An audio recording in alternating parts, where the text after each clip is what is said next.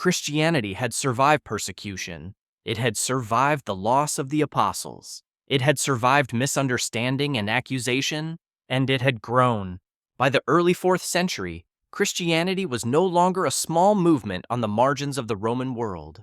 It was widespread, it was diverse, and it was divided. Christians across the empire worshiped the same Christ, but they did not always agree on who he was. Some taught that Jesus was fully divine.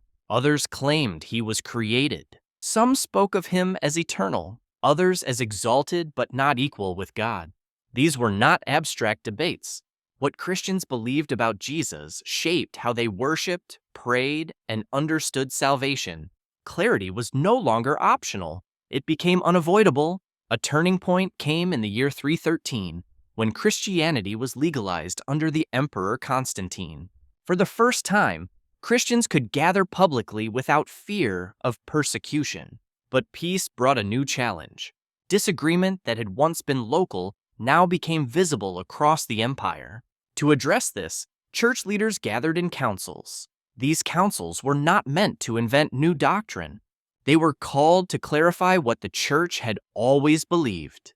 The most famous of these gatherings was the Council of Nicaea in the year 325. Bishops from across the Christian world came together to address a central question: who is Jesus Christ? At the heart of the debate was the teaching of a presbyter named Arius. Arius argued that Jesus was not eternal. He taught that the Son was created by the Father and therefore not equal with God.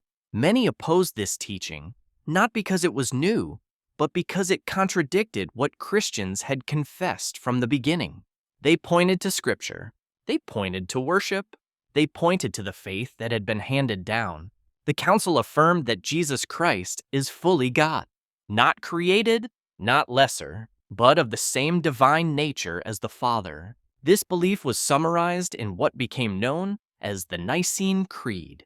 The Creed did not replace Scripture. It served as a guardrail. It defined the boundaries of faithful Christian belief. It gave the church a shared language for confessing who God is and who Christ is. Creeds were not written to end all disagreement. They were written to protect the heart of the faith. Over time, additional councils addressed further questions. How is Christ both divine and human? How should Christians speak about the Trinity? How does salvation relate to the work of Christ? Each council sought continuity, not creativity. The goal was faithfulness. These decisions shaped Christian belief for centuries.